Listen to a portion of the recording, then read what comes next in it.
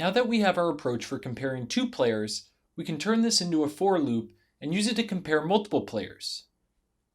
To do this, we will create an empty list with all the distance numbers and append it one at a time as we loop through. Then, at the end, we can add the list to our data frame as a new column and sort on it. So let's create an empty list called player distance. And to make things easy, let's take a data frame with 10 random rows from our master data frame so we can compare Drew Holiday to these rows. So if we were to create a df sample, and we're pulling from our df norm, and let's just look at these to make sure nothing is crazy, but looks good. Now, remember how we loop over rows in a data frame? We use the itertuples method. Let's chain together all the cells from our previous section and nest it within a for loop like so.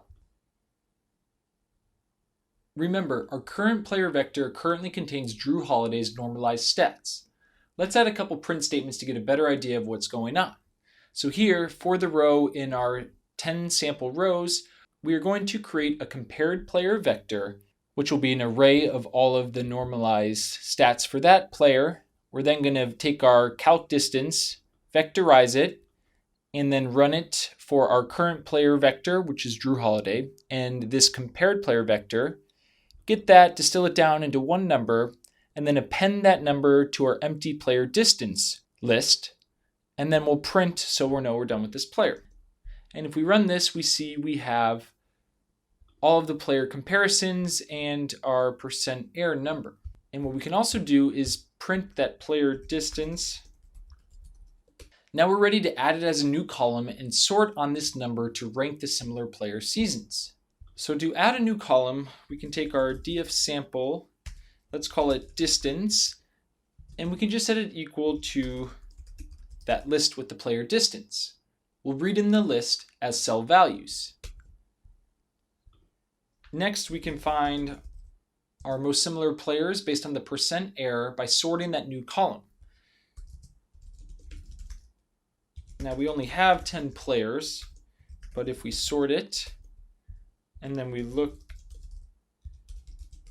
at that data frame, we should see that the shorter the distance, the better. So it goes from shortest to furthest.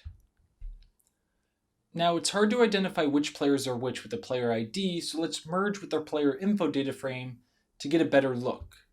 So if we run this, and then again, our df final is going to be a pd merge. We're taking that ranked data frame, df1, which has our player name on, and we actually need to give it both the player ID and the season ID, since this player info CSV has multiple player IDs since it's for each season ID also.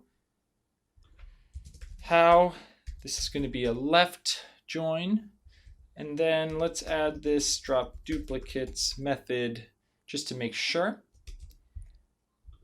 And again, actually the only columns we care about are going to be the player name, the player ID, the season ID, and the distance. We run that, and then let's look at our final output. And there you have that random sample of players most similar to Drew Holiday. Now, I know we only took these 10 players. In actuality, our model will take all of the players from all seasons, so it will perform better. But next, let's look at weighted stat projections.